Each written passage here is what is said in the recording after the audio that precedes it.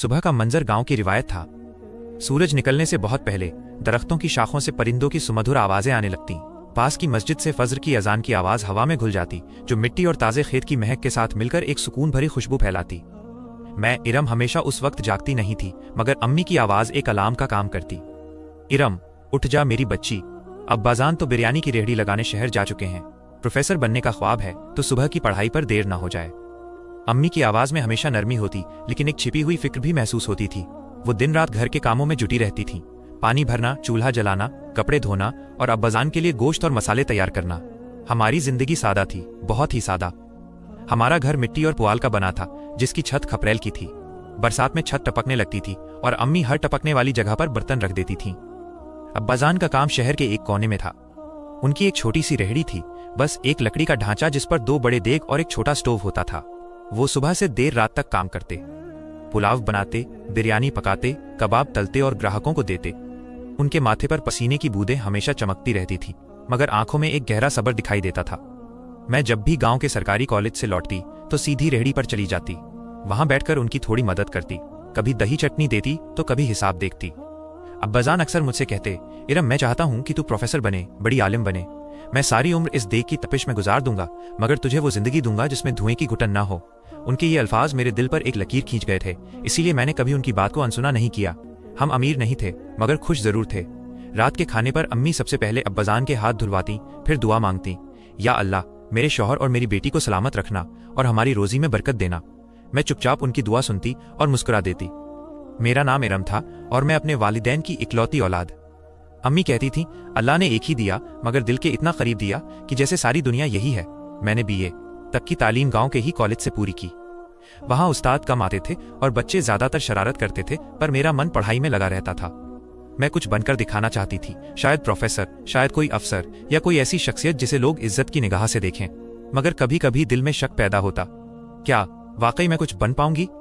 मेरे जैसी हजारों लड़कियां हैं जो रोज सुबह उम्मीद लेकर निकलती हैं, मगर शाम को धूल में लिपटी लौट आती हैं।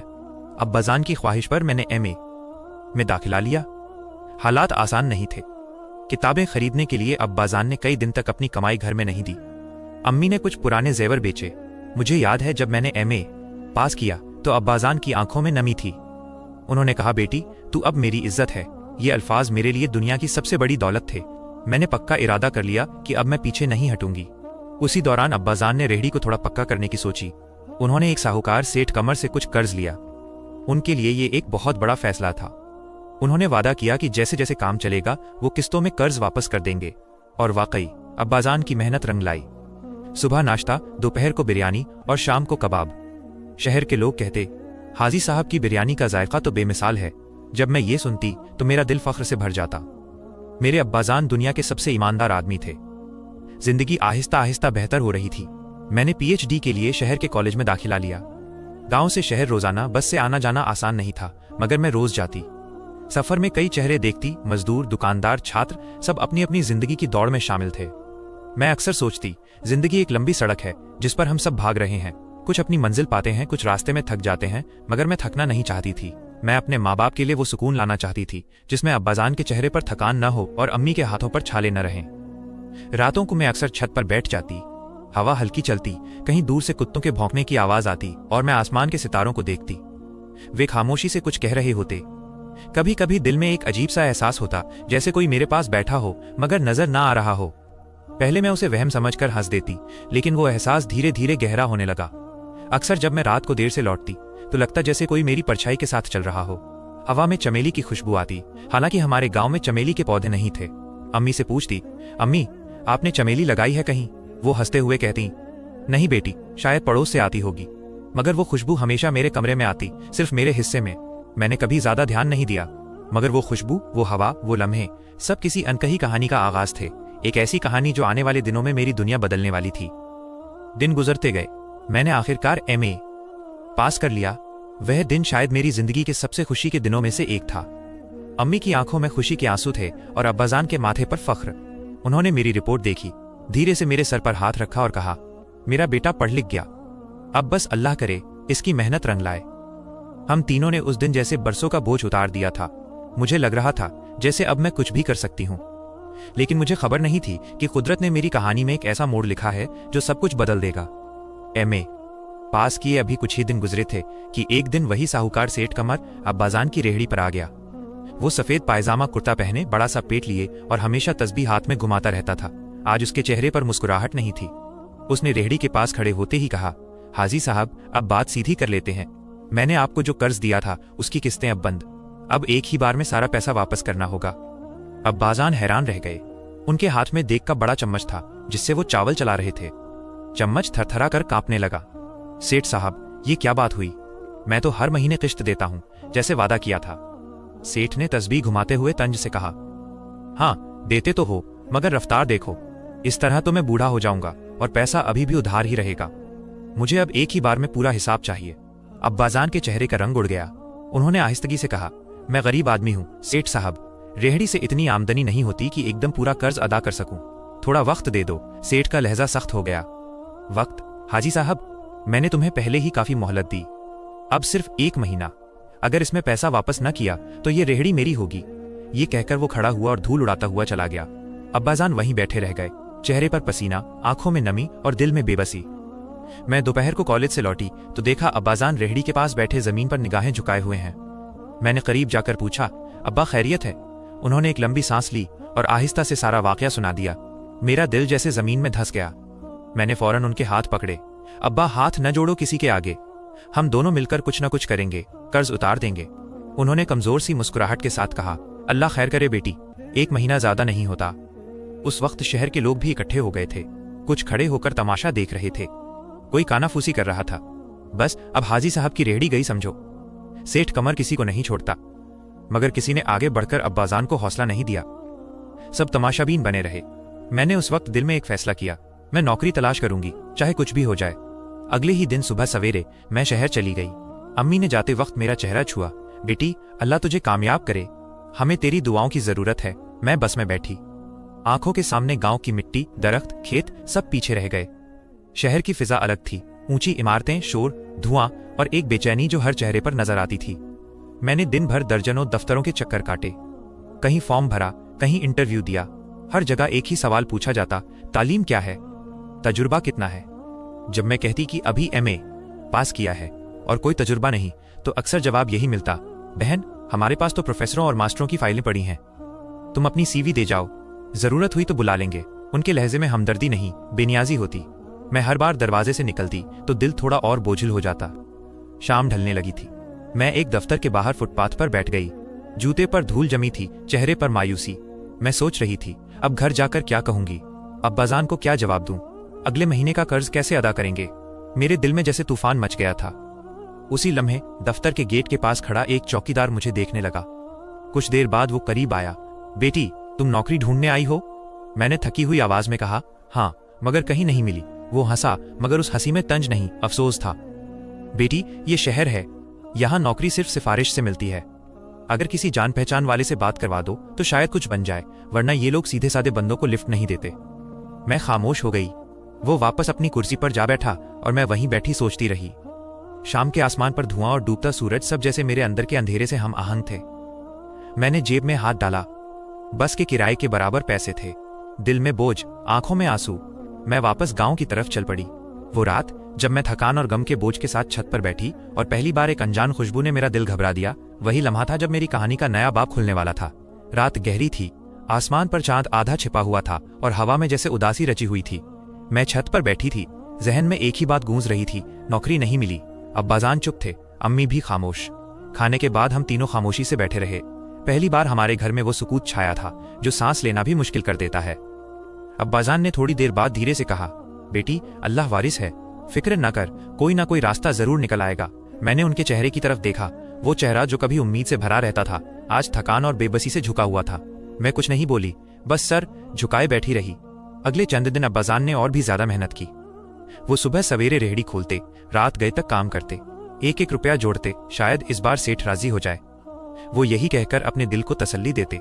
आखिर वो दिन आ गया, महीने की आखिरी तारीख। अब्बाजान ने सारी जमा पूंजी गिनी पर रकम पूरी नहीं थी। मैंने देखा उनके हाथ कांप रहे थे। उन्होंने कहा, इरम, आज सेठ को ये दे आता हूं, बाकी का वादा अगले हफ्ते का कर लूंगा। मैं उनके साथ चलने लगी, मगर उन्होंने मुझे रोक दिया।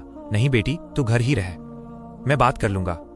दोपहर को जब सूरज आग बरसा रहा था, अब्बाजान सेठ कमर की दुकान पहुंचे।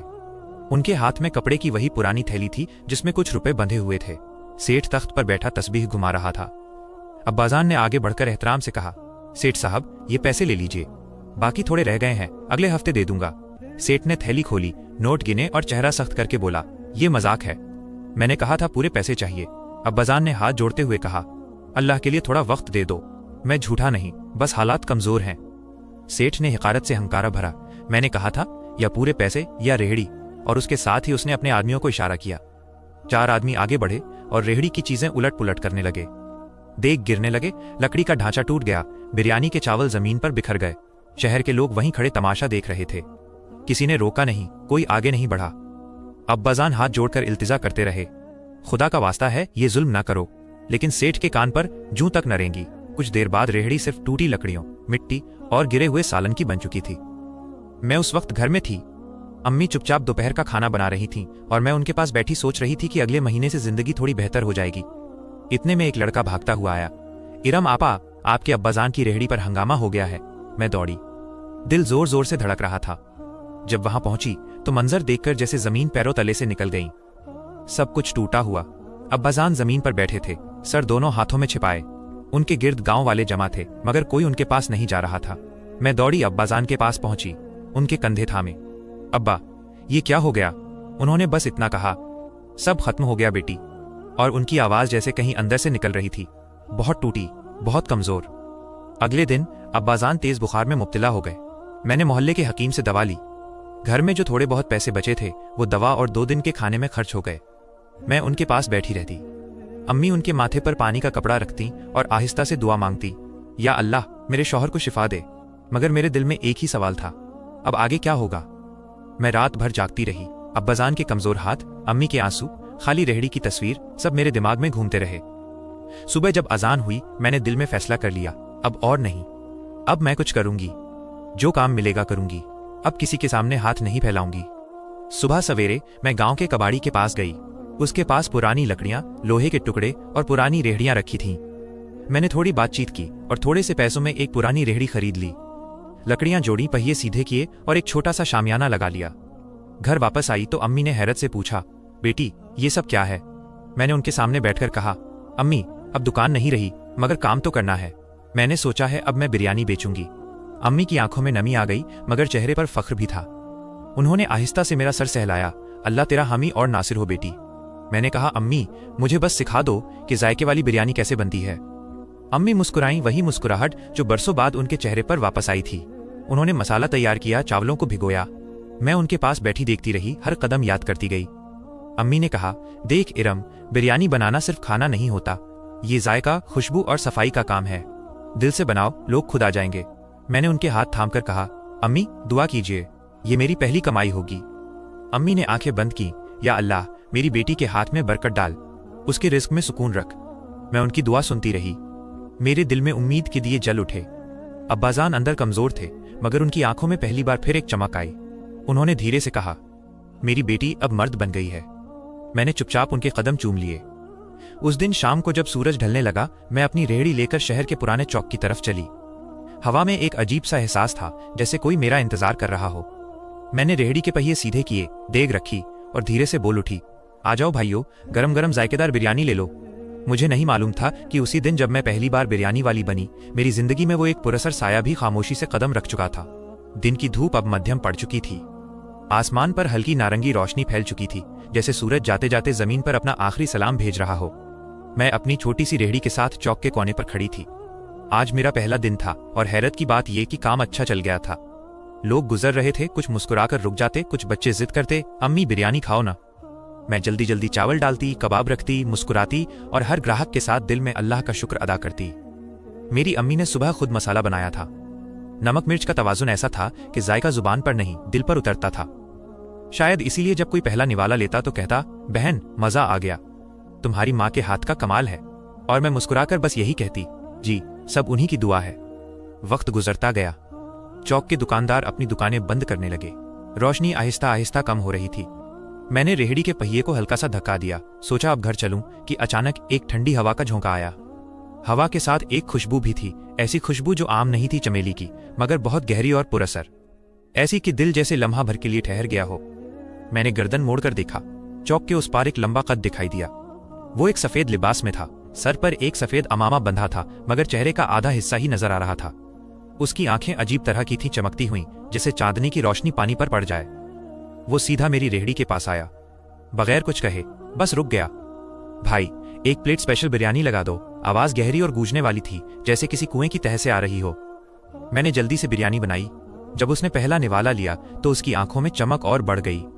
कितना अलग जायका है, उसने कहा, जैसे बचपन की कोई याद जुबान पर लौट आई हो।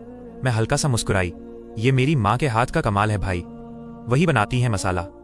उसने मुस्कुराया, एक ऐसी मुस्कुराहट जो आम नहीं थी, ठंडी, धीमी, मगर अंदर तक उतर जाने वाली। उसने बिरयानी तेजी से खत्म की। मैंने हैरान थी, इतना शौक तो कोई नहीं दिखाता। प्लेट खत्म करने के बाद वो आगे बढ़ा और कुछ नोट दिए। मैंने नोट पकड़े और जैसे ही उसका हाथ मेरे हाथ से टकराया, मेरे बदन में एक सर्द लहर दौड़ गई। ऐसा लगा जैसे बर्फ का टुकड़ा दिल तक पहुंच गया हो। मैं चौंक कर उसकी तरफ देखने लगी।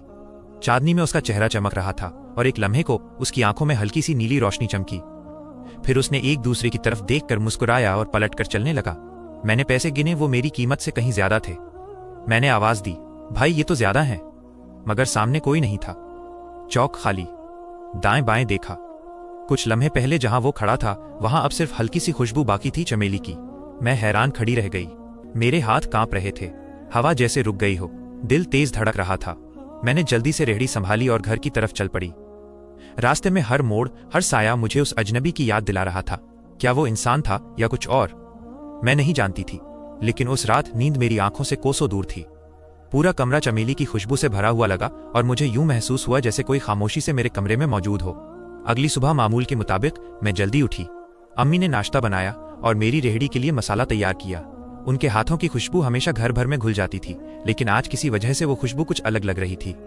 पता नहीं क्यों, मगर चमेली जैसी महक अब भी महसूस हो रही थी, बिल्कुल वैसी जैसी कल रात उस पुरअसर अजनबी के जाने के बाद कमरे में बसी हुई थी। मैंने अम्मी से कहा, अम्मी आज मसाले में ये खुशबू कैसी है? अम्मी हंसते हुए बोली, अरे ये तो मैंने हल्दी में थोड़ा सा देसी घी डाला है, उससे जायका और खुशबू दोनों बढ़ जाते हैं। मैं खामोश हो गई, मगर दिल के अंदर एक अजीब सी बेचैनी थी। दिन भर मैंने मेहनत से काम किया। गलियों, कूचों, स्कूल के बाहर, चौक पर, जहां भी लोग दिखे, आवाज लगाई, बिरयानी ले, गरम गरम मसाला, जायका माँ के हाथों का। लोग आते, तारीफ करते और दिन अच्छा गुजर गया। शाम ढलने लगी तो मैं हस्बे मामूल चौक पर आ गई।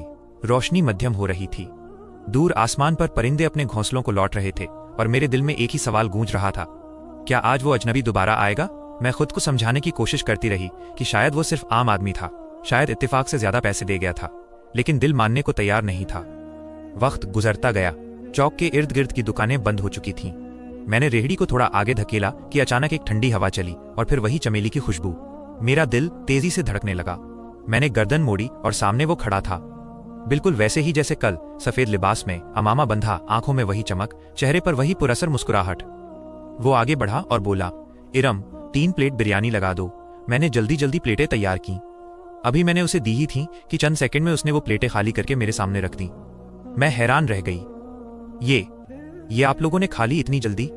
उसने कोई जवाब नहीं दिया, बस एक लम्हे को हल्के से मुस्कुराया। फिर उसने कहा, एक और प्लेट लगा दो। मैंने फिर बनाई और हैरत से देखने लगी। वो बिरयानी चबाने के बजाय जैसे निगल रहा था। उसकी हरकतों में कुछ गैर इंसानी सा था। उसकी उंगलियों की जुम्बिश, उसकी सांसें, सब कुछ आम इंसानों जैसा नहीं लग रहा था। फिर उसने तीसरी बार प्लेट मांगी और वो भी उसी रफ्तार से खत्म कर दी। मैं खामोश खड़ी थी। दिल में खौफ और तजस्सुस दोनों मौजूद थे। फिर वही अजनबी आगे बढ़ा और कल की निस्बत ज्यादा नोट मेरे हाथ में थमा दिए। मैंने जल्दी से गिने। भाई ये तो बहुत ज्यादा हैं, कल भी आपने ज्यादा दिए थे। इससे पहले कि मैं जुमला मुकम्मल करती, वो मुस्कुराया। उसकी मुस्कुराहट के साथ ही हवा तेज हो गई। दरख्तों के पत्ते सरसराने लगे। रास्ते में उड़ती हुई धूल ने मेरे पांव ढांप लिए। उस अजनबी ने बोलना शुरू किया। उसकी आवाज में एक अजीब सी गूंज थी, ये तुम्हारी माँ के हाथ के जायके के लिए है, संभाल कर रखो, किस्मत के दरवाजे खुल रहे हैं। मैं अभी बोलने ही वाली थी कि अचानक हर तरफ धुंध फैल गई, इतनी घनी कि सामने हाथ तक दिखाई न दे। मैंने आंखें मल लीं। पल भर के लिए नजर हटी और जब दोबारा देखा, वो वहां से गायब था। मेरे चारों तरफ सिर्फ खुशबू थी, चमेली की। मगर इस बार वो खुशबू ठंडी नहीं, बल्कि बोझिल थी, जैसे उसके अंदर कोई राज छिपा हो। मैंने रेहड़ी को जल्दी से धक्का दिया और तेज कदमों से घर की तरफ भागी। पूरा जिस्म पसीने में डूबा हुआ था। सांसें तेज, दिल जैसे सीने से बाहर आने को था। घर पहुंची तो अम्मी ने घबराकर पूछा, बेटी खैरियत है? पसीने में शराबोर क्यों हो? मैंने झूठ गढ़ लिया, कहा कुछ नहीं अम्मी, बस थक गई थी। मैंने पैसे उनके हाथ में दिए। अम्मी ने जब गिने तो हैरान रह गईं। इरम, ये इतने ज्यादा पैसे कहां से आए? मैंने हल्का सा मुस्कुराकर कहा, अम्मी लोगों को जायका पसंद आ रहा है, बस नसीब अच्छा है। अम्मी खुश हुई, दुआ दी, मगर जब मैं बिस्तर पर लेटी आंखों पर नींद का नामो निशान न था। रात के सन्नाटे में जब बाहर से हवा चलती, मुझे साफ साफ उस अजनबी की हंसी की आवाज सुनाई देती, कभी करीब से, कभी दूर से, और कभी मेरे कानों के बिल्कुल करीब से। मैं कानों पर हाथ रख लेती, दिल तेजी से धड़कता, मगर वो आवाज जैसे दीवारों से टकराकर वापस आती रहती। चमेली की खुशबू एक बार फिर पूरे कमरे में फैल गई और मुझे लगा शायद वो मेरे आसपास कहीं मौजूद है। अब मेरी रेहड़ी पर रश पड़ने लगा था। लोग दूर दूर से आकर मेरी बिरयानी खाते और कहते, बहन ऐसा जायका तो कहीं नहीं। मैं मुस्कुराती रहती, मगर दिल के अंदर एक बेनाम सा खौफ रहने लगा था। अब वो अजनबी लगभग हर रात आता था। उसका आना, खाना, मुस्कुराना और फिर अचानक गायब हो जाना, ये सब मामूल बन गया था। शुरू में तो मैं खुश होती थी कि नसीब अच्छा है, ग्राहक बढ़ गए हैं, रोज बरकत पड़ गई है, मगर अब वो खुशबू, वो मुस्कुराहट और उसके जाने के बाद फैलने वाली खामोश धुंध मुझे डर देने लगी थी। रात को जब मैं सोती तो उसकी हंसी सुनाई देती, कभी जैसे वो कमरे में हो, कभी जैसे दरवाजे के बाहर खड़ा हो, और कभी जैसे कोई मेरे कान के बिल्कुल करीब आकर धीरे से बोल रहा हो, हमें भूलना मत। मैं चौंक कर जाग जाती, पसीने में भीगी हुई, दिल धड़कता हुआ। अम्मी पूछती, बेटी क्या हुआ? मैं बहाना बना देती, कुछ नहीं, बस ख्वाब बुरा आ गया था। मगर हकीकत ये थी कि अब मेरे ख्वाब आम नहीं रहे थे। ख्वाब में मैं उस अजनबी को देखती, कभी वो अंधेरे में चलता होता, कभी मेरे सामने खड़ा मुस्कुरा रहा होता, और कभी कभी उसकी आंखों से आग की चमक निकलती दिखाई देती। दिन को भी उसके ख्यालों से छुटकारा न मिलता। मैं रेहड़ी धकेलती, मगर हर रास्ते पर यूं लगता जैसे कोई मेरे पीछे चल रहा हो। हवा में वही चमेली की खुशबू रहती, अब तो दिन के वक्त भी। एक शाम जब मैं रेहड़ी समेटकर घर जा रही थी, गली के मोड़ पर अचानक एक फकीर नुमाया हुआ। पता नहीं कहां से आया। उसकी दाढ़ी उलझी हुई, कपड़े फटे पुराने, आंखों में एक अजब रोशनी थी। वो मेरे ऐन सामने रुक गया। मैंने कदम रोके। फकीर ने मेरे चेहरे पर नजरें गाड़ दी, फिर एक लंबी सांस ली और बोला, बेटी वो तेरे साथ खेल खेल रहा है। मैं साकित खड़ी रह गई। कौन कौन खेल खेल रहा है? फकीर ने कहा, जिसे तू नेक समझती है, जिसके आने से तू खुश होती है, दूर हो जा उससे, वरना अंजाम अच्छा नहीं होगा। उसकी आवाज में एक गूंज थी, जैसे ये लफ्ज सिर्फ कानों से नहीं बल्कि रूह से टकरा रहे हों। मैं हक्का बक्का उसे देखती रह गई।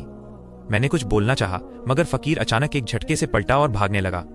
मैंने पुकारा, बाबा रुक जाओ, बताओ तो सही कौन है वो? मगर अगले ही लम्हे वो मेरी आंखों के सामने धुंध में गायब हो गया, बिल्कुल वैसे ही जैसे वो अजनबी हो जाता था। मेरे पैरों के नीचे जमीन जैसे हिल गई हो। दिल इतनी तेजी से धड़का कि लगा अभी सीना फाड़कर बाहर आ जाएगा। मैंने रेहड़ी को पकड़ा और भाग खड़ी हुई। जब घर पहुंची तो सांस फूली हुई थी, पसीने के कतरे पेशानी से टपक रहे थे। अम्मी घबरा गईं। इरम क्या हुआ बेटी, ये हालत क्यों हो गई? मैंने बहाना बनाया, कुछ नहीं अम्मी, बस थक गई थी, रास्ते में चक्कर आ गया था। अम्मी ने खामोशी से पानी दिया, फिर बोली, बेटी पता नहीं क्यों दिल बहुत अजीब सा लग रहा है। आज रिस्क तो आ रहा है, पर घर में कोई भारी सी फजा है। ऐसा लगता है जैसे कोई नामालूम चीज हमारे आसपास हो। मैं खामोश हो गई। अम्मी की बात दिल में उतर गई। वो ठीक कह रही थी। रिस्क बढ़ गया था, मगर सुकून खत्म हो गया था। घर में खुशबू नहीं, अब ठंडक और सनसनाहट फैलने लगी थी। रात को बिस्तर पर लेटी तो फकीर के अल्फाज बार बार दिमाग में गूंजने लगे, वो तेरे साथ खेल खेल रहा है। मैंने आंखें बंद की, मगर फौरन ही उस अजनबी की हंसी की आवाज कमरे में गूंजी, और इस बार मेरे तकिए के नीचे से चमेली की महक के साथ एक ठंडी हवा निकली, जो सीधी मेरे कानों में जाकर कहने लगी, हमने तो अभी खेल शुरू किया है। सुबह हुई। सूरज की पहली किरण अभी पूरी तरह निकली भी न थी कि घर में एक के बाद एक अजीबोगरीब वाकया पेश आने लगे। सबसे पहले अम्मी बोली, बेटी इन पैसों से एक अलग सी खुशबू आ रही है, जैसे चमेली और किसी पुरानी खुशबू का मिला जुला एहसास हो। मैंने पैसे हाथ में लिए तो वाकई एक ठंडी सी खुशबू फजा में फैल गई। दिल अजीब सा घबरा गया। पैसे देखे जितने कल दिए थे उससे कहीं ज्यादा थे। मैं हैरान रह गई, ये कैसे मुमकिन है? मैंने तो इतने कमाए भी नहीं। अम्मी ने बस मुस्कुराकर कहा, अल्लाह का करम है बेटी, कुछ मत सोच, शुक्र कर ले। लेकिन अंदर कहीं न कहीं दिल बेचैन था। अब जब भी मैं घर से बाहर निकलती, सड़क पर, गली के नुक्कड़ पर या चौराहे पर मुझे कुछ अजीब लोग नजर आने लगे। उनके चेहरे आम इंसानों जैसे, मगर आंखें वो बिल्कुल खाली थीं, जैसे किसी ने उनमें से रूह खींच ली हो। वो मुझसे कुछ कहते नहीं थे, बस गुजरते वक्त निगाहें मुझ पर जमा देते। एक बार एक बूढ़ा आदमी मेरे करीब से गुजरा। सर नीचे था, लेकिन जाते जाते बोला, उससे दूर हो जा, वरना अंजाम अच्छा नहीं होगा। मेरा दिल धक से रह गया। मैंने पीछे मुड़कर देखा, मगर वो बूढ़ा गायब हो चुका था। अब तो हर शाम वही अजनबी जहन में घूमने लगता। रात को जब भी आंख लगती, उसकी हंसी कानों में गूंजने लगती। कभी यूं लगता जैसे वो मेरे बिस्तर के पास खड़ा हो, कभी एहसास होता जैसे कोई मेरे सिरहाने बैठा है, बिल्कुल खामोश, मगर सांसों की आवाज सुनाई देती। मैं पसीने में दरबदर उठ बैठती। कमरे में कोई नहीं होता, मगर चमेली की वही ठंडी खुशबू हर बार मौजूद रहती। अम्मी भी अब परेशान रहने लगी। एक दिन कहने लगी, बेटी, आज फिर दरवाजे पर एक फकीर आया था। कहता था अपने बेटे को समझाओ वो उन औरतों से दूर हो जाए, वरना सब खत्म हो जाएगा। मैंने खामोश रही। दिल जैसे सीने से निकलने को था। कुछ कहना चाहा, मगर जुबान साथ न दी। सिर्फ इतना बोला, अम्मी, लोग बस बहाने करते हैं, कुछ नहीं होता। मगर खुद अपने लफ्जों पर यकीन न था। अब रातें और भी भारी होने लगीं। कमरे की दीवारें जैसे सांस लेने लगीं और खिड़की के बाहर जब हवा चलती तो लगता कोई वहां खड़ा है, सफेद लिबास और वही ठंडी मुस्कुराहट। मैं जानती थी ये सब खत्म नहीं हुआ, बल्कि अब कुछ बहुत बड़ा होने वाला है। वो शाम किसी आम दिन जैसी नहीं थी। हवा में एक अजीब सा बोझ था, जैसे कुछ होने वाला हो। मैंने सुबह ही इरादा कर लिया था कि आज मैं उस अजनबी से सब पूछूंगी। आखिर वो है कौन? क्यों मेरी जिंदगी में आए दिन ये सब अजीब वाकयात हो रहे हैं? दिन आम तरह गुजरा। मैं गलियों में रेहड़ी खींचती, हंसती, बोलती, लोगों को बिरयानी देती रही, लेकिन दिल के किसी कोने में बेचैनी जमी रही। हर बार जब कोई अजनबी मेरी तरफ देखता, उसकी सर्द नजरें जैसे मेरे अंदर तक उतर जाती थीं। मुझे लगा वही लोग हैं, वही जिनके चेहरे बेजान होते हैं, आंखों में खालीपन और सांसों में जैसे बर्फ घुली हो। शाम ढली। बाजार आहिस्ता आहिस्ता सुनसान होने लगा। मैं अपनी रेहड़ी लेकर चौक पर खड़ी थी। हवा में फिर वही खुशबू थी, चमेली और किसी अनजान सी खुशबू का इम्तिजाज। फिर अचानक वो आया, वही स्याह लिबास, वही सफेद अमामा, वही ठंडी मगर पुरअसर मुस्कुराहट। मैं खामोशी से उसे देखती रही।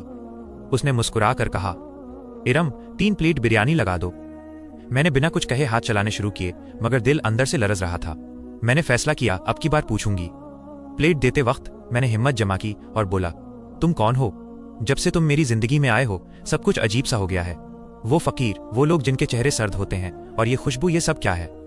पहले तो वो एक पल को खामोश रहा, फिर अचानक उसके चेहरे से मुस्कुराहट गायब हो गई। कुछ लम्हों की खामोशी के बाद उसकी आवाज आई, इरम, तुम जानना चाहती हो ना कि मैं कौन हूं? मैंने हल्की सी हिचकिचाहट के साथ सर हिलाया। अचानक उसने अपना हाथ आसमान की तरफ उठाया। एक तेज झोंका चला। चमेली की खुशबू इतनी गहरी हो गई कि सांस लेना मुश्किल हो गया। मेरे आसपास हवा घूमने लगी, जैसे चक्कर काट रही हो। मैंने खौफजदा होकर आंखें बंद कर लीं। कुछ लम्हों बाद जब आंखें खोली तो मंजर बदल चुका था। वो अजनबी अब वैसा नहीं था। उसके वजूद से नीली रोशनी फूट रही थी। उसका सफेद लिबास हवा में लहरा रहा था और उसका चेहरा आम इंसानों जैसा नहीं रहा था। वो एक नूरानी मगर सर्द चमक में डूबा हुआ था। मेरे हाथ कांपने लगे। मैंने कपकपाती आवाज में पूछा, तुम कौन हो? वो आगे बढ़ा और बोला, मैं जिन्न हूं इरम। मेरा नाम अजलान है। मैं तुम्हारी मदद के लिए आया हूं। मेरे कदम जैसे जमीन में गड़ गए। मैं बोला, मदद? मगर क्यों? मैं तो एक आम गरीब लड़की हूं। वो बोला, मैं तुम्हें उस दिन से देख रहा था जब तुम्हारी माँ ने पहली बार दुआ में मांगा था कि तुम्हारी किस्मत बदल जाए। हमें तुम्हारी दुआ की सदा पहुंची। तब से मैं तुम्हारे साथ हूं। मैं गुमसुम सुनती रही।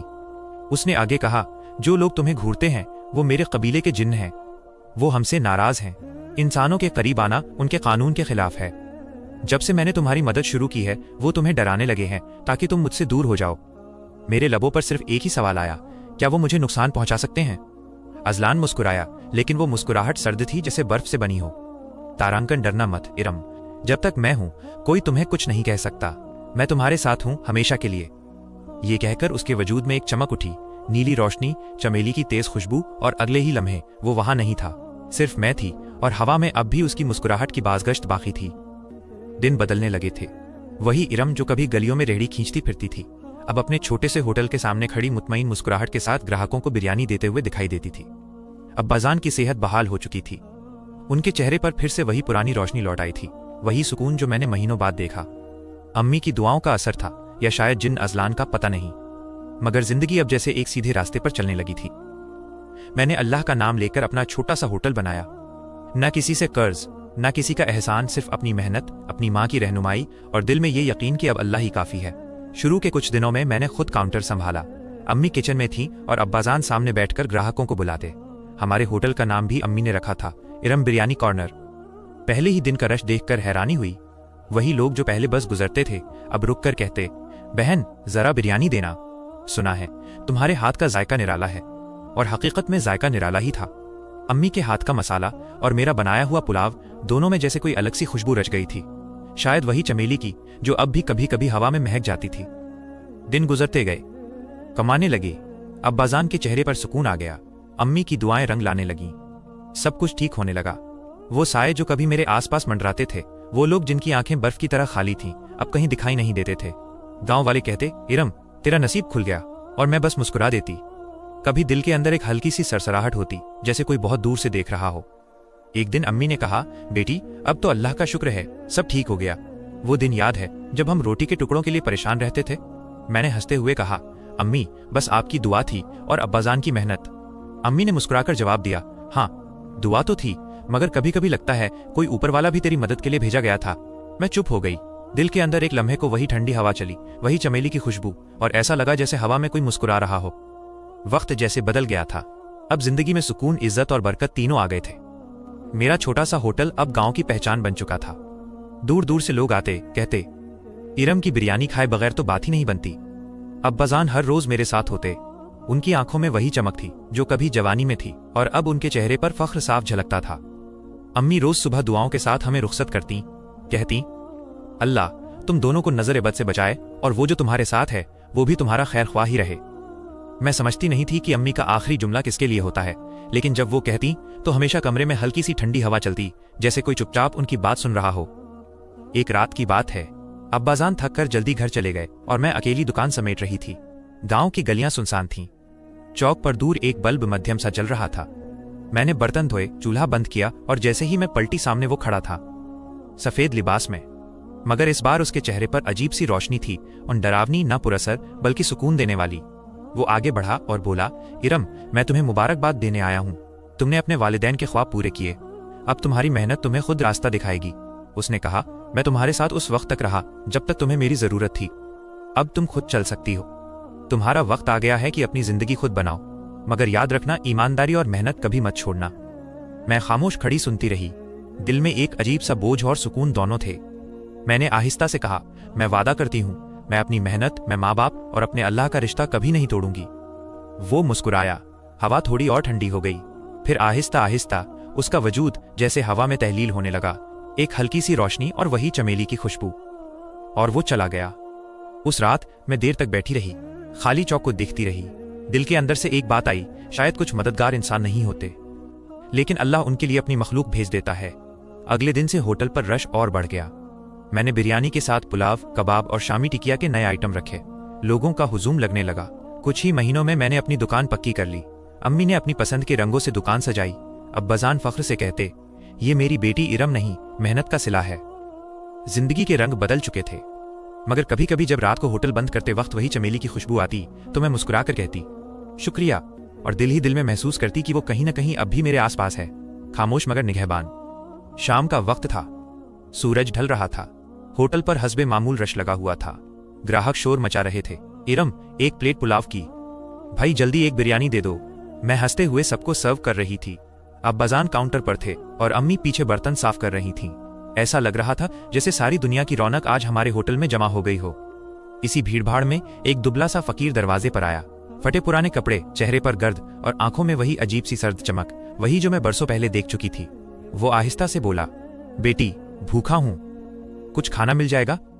मैंने फौरन कहा, क्यों नहीं बाबा, आप बैठिए। फिर मैंने अपने हाथों से एक खूबसूरत प्लेट बनाई, बिरयानी, कबाब और थोड़े से भुने हुए चने। सब कुछ दिल से रखा। फकीर ने प्लेट देखी, सर झुकाया और आहिस्ता आहिस्ता खाने लगा। मैं अपने काम में लग गई, मगर दिल के किसी कोने में एक हल्की सी बेचैनी थी। कुछ देर बाद जब रश कम हुआ, मैंने देखा वो फकीर अब भी वहीं बैठा है। प्लेट खाली पड़ी थी, मगर वो खाने के बाद भी अपनी सर्द चमकती आंखों से मुझे घूरे जा रहा था। मेरे दिल की धड़कन तेज हो गई। उसी लम्हे मुझे याद आया, वही लोग, वही नजरों का अंदाज, वही सर्दी जो कभी मेरी रूह तक उतर गई थी। मैं आहिस्ता आहिस्ता उसके करीब गई और नरमी से बोली, बाबा सब खैरियत है? कुछ और चाहिए? फकीर ने मुस्कुराकर कहा, नहीं बेटी, अब कुछ नहीं चाहिए। मैं तुमसे लेने नहीं, देने आया हूं। मैं हैरान हो गई। क्या देने? वो बोला, दुआ और खबर। इरम, तुम अपने इम्तिहान में पूरे उतरी हो। जिन नजलान ने तुम्हारी मदद की थी, उसने इंसानियत की खातिर हद पार की थी, लेकिन तुमने उसकी कुर्बत के बावजूद अपना दिल इंसानों और खुदा के लिए रखा। इसीलिए तुम महफूज रहीं। मेरे वजूद में एक लर्जिश सी दौड़ गई। मैं बोला, बाबा आप जानते हैं उसके बारे में? फकीर ने हल्की सी हंसी हंसी और बोला, उन्टू जानता हूं बेटी, वह नूरी मखलूक है जिसे हर किसी से मिलने की इजाजत नहीं। तुम उनके काबिल ठहरी। अब बस उनकी दी हुई बरकत को ईमानदारी से संभालना, हिर्स न करना, गुरूर न करना, वरना बरकत रुक जाएगी। ये कहकर उसने अपनी निगाहें आसमान की तरफ उठाईं और आहिस्ता बोला, अल्लाह तुझे अपनी अमान में रखे इरम। मैं कुछ कह भी न पाई कि वो फकीर चमेली की खुशबू के एक झोंके के साथ यूं गायब हो गया जैसे कभी यहां था ही नहीं। मेरी सांस रुक सी गई, दिल जोर जोर से धड़कने लगा, मगर इस बार खौफ नहीं बल्कि एक गहरा सुकून महसूस हुआ। मैंने आसमान की तरफ देखा और आहिस्ता कहा, शुक्रिया मेरे रब। घर वापस आई तो अम्मी दरवाजे पर थीं। कहने लगी, बेटी आज चेहरे पर बड़ा नूर है, खैर तो है? मैंने मुस्कुराकर कहा, अल्लाह ने आज फिर याद दिलाया कि वो अपने बंदे को कभी अकेला नहीं छोड़ता। वक्त गुजरता गया। हमने घर की मरम्मत करवाई, छत नई डलवाई, दीवारों पर अम्मी ने अपनी पसंद के हल्के नीले रंग करवाए। जिंदगी अब भी सादा थी मगर सुकून भरी। हमने अपनी जरूरतों को सीमित रखा और दिल के शुक्र को बढ़ा दिया। अब जब कभी रात को होटल बंद करते वक्त हल्की सी ठंडी हवा चलती तो मैं मुस्कुराकर आसमान की तरफ देखती और दिल में बस यही कहती, कभी कभी फरिश्ते जिन्नों के भेष में आते हैं। कहानी का पहला और सबसे अहम सबक है तवक्कुल, अल्लाह पर पूर्ण भरोसा और दुआ की कुदरत। इरम के वालिदैन एक बहुत ही सादा और मुश्किल जिंदगी गुजार रहे थे। अब्बाजान की मेहनत और अम्मी की दुआएं ही उनका सबसे बड़ा सहारा थीं। जब सेठ कमर ने उनका सब कुछ छीन लिया तो इरम की मां ने दिल से तड़प कर दुआ मांगी कि अल्लाह उनकी किस्मत बदल दे। इस्लामी तालीम हमें यही सिखाती है कि दुआ मोमिन का हथियार है और जब बंदा बेबसी की हालत में यकीन के साथ अल्लाह को पुकारता है तो वो गैब से मदद भेजता है। इरम की मां की दुआ का असर होना और अल्लाह का गैबी तरीके से मदद भेजना अल्लाह के इस्तिजाबत दुआ कबूल करने की ताकत को दिखाता है। दूसरा महत्वपूर्ण सबक ईमानदारी और हलाल रोजी पर इस्तिकामत अटल रहना है। जब इरम ने रेहड़ी लगाई और उसे जिन्न अजलान की मदद मिलनी शुरू हुई तो उसकी कमाई हैरान कर देने वाली तेजी से बढ़ी। हालांकि वो जानती थी कि ये बरकत एक गैबी मखलूक के सबब आ रही है, मगर इरम ने कभी भी अपनी मेहनत और अम्मी के हाथों से बने हलाल खाने के तरीके को नहीं छोड़ा। उसने अपने जायके और मेहनत को ही असल जरिया आमदनी बनाए रखा। यह इस बात का प्रमाण है कि बरकत सिर्फ माल की कसरत में नहीं बल्कि माल के हलाल होने और उसे ईमानदारी से कमाने में होती है। फकीर ने इरम को आखिर में यही नसीहत दी कि हिर्स और गुरूर न करना वरना बरकत रुक जाएगी, जो इस्लाम के बुनियादी असूलों में से है। तीसरा गहरा सबक सब्र, धैर्य और जद्दोजहद है। इरम ने अब्बाजान के होटल टूटने के बाद मायूस होकर बैठना नहीं चुना। उसने अपनी तालीम, MA और PhD का ख्वाब को अपने माँ बाप की मदद करने के लिए कुर्बान किया और मेहनत का रास्ता अपनाया। बेबस होने के बावजूद वो फौरन हरकत में आई और बिना शर्माए रेहड़ी लगाई। ये सब्र ही था जिसने उसे गैबी मदद का अहल काबिल बनाया। चौथा सबक गैबी मखलूकात, जिन्न के इम्तिहान और उनसे दूरी का है। कहानी में जिन और फकीर दोनों का किरदार आता है। फकीर का इरम को बार बार खबरदार करना कि वो सब तुम्हारे साथ खेल खेल रहे हैं हमें ये याद दिलाता है कि गैबी मखलूकात के साथ बेजा ताल्लुक, अनावश्यक संबंध रखना इंसानों के लिए खतरे से खाली नहीं है। इस्लामी अकीदा ये है कि मदद सिर्फ अल्लाह से ही मांगी जानी चाहिए। अगर जिन नजलान ने मदद की भी तो ये अल्लाह के हुक्म से ही हुई और इरम का अल्लाह और अपने वालिदैन के साथ मजबूत रिश्ता ही उसकी सबसे बड़ी हिफाजत थी। फकीर का आखिरी कलाम कि कभी कभी फरिश्ते जिन्नों के भेष में आते हैं, ये दिखाता है कि असलियत में नजात और कामयाबी अल्लाह की रहमत से ही मिलती है, चाहे वो किसी भी सूरत में नुमाया हो। इरम की मासूमियत और नेकी ने उसे इस इम्तिहान में कामयाब बनाया। आखिर में ये कहानी हमें माँ बाप की इज्जत और उनके ख्वाब पूरे करने की फजीलत श्रेष्ठता सिखाती है। इरम का सबसे बड़ा मकसद अपनी प्रोफेसर बनने की ख्वाहिश से ज्यादा अपने माँ बाप की तकलीफ को दूर करना था।